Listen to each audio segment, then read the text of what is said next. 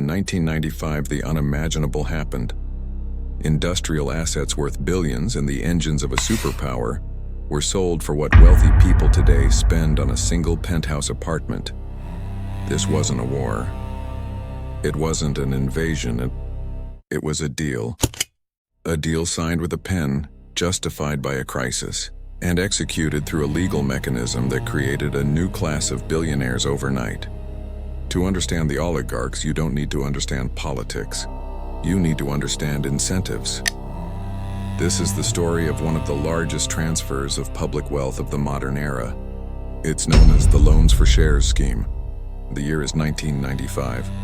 The Russian government is broke, desperately broke.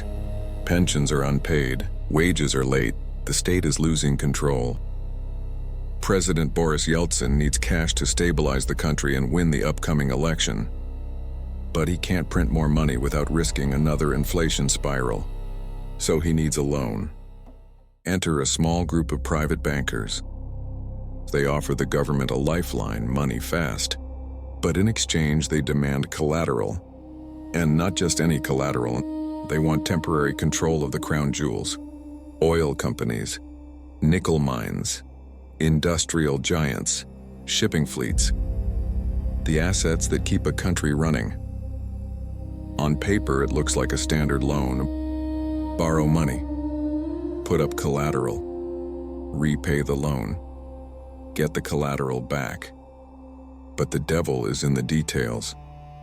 Because the banks weren't just the lenders, they effectively became the referees.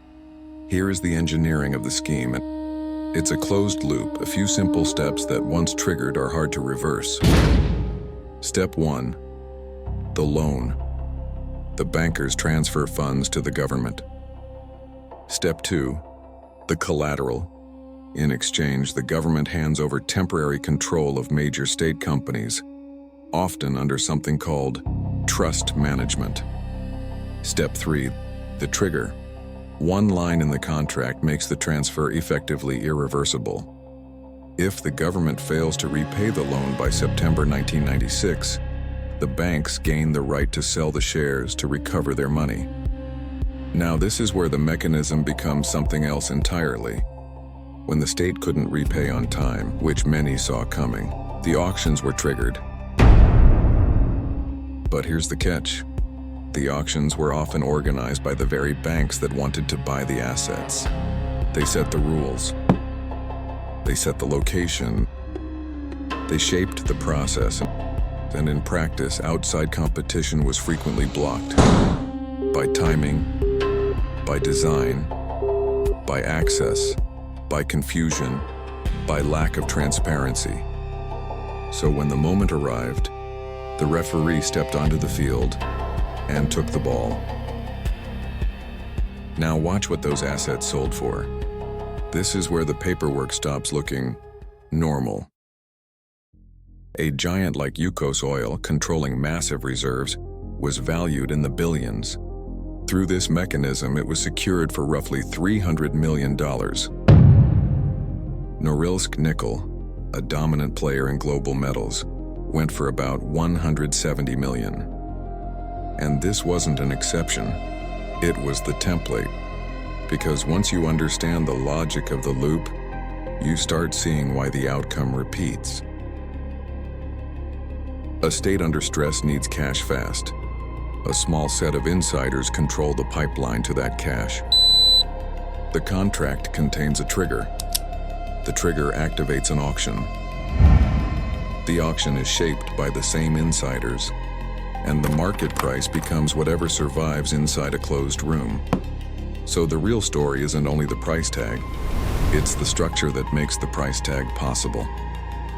In a short window, control of a nation's resources concentrated into a handful of insiders. And once assets concentrate, everything else follows. Media influence, political access, banking power, security, narrative. Because when you own the engine, you don't just own the output. You shape the rules around the engine. It's easy to look at Russia in the 1990s and call it simple corruption. Something far away, something exotic, something uniquely chaotic. But remember the pattern. In the 90s, extreme concentration came from broken rules and panic. A system in shock. Institutions too weak to enforce competition. Contracts written under urgency. Today in our markets, concentration can come from optimized rules, automated flows, passive indexing, winner-take-all technology scales.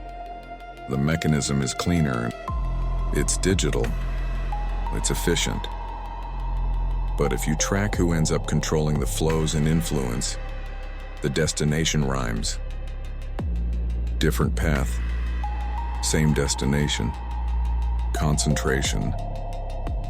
The lesson of 1995 isn't just about Russia. It's about the physics of power. The long unraveling maps that physics, one mechanism at a time. If you're still here, you're already part of it. Subscribe, because when the music stops, you'll want to be holding the pen.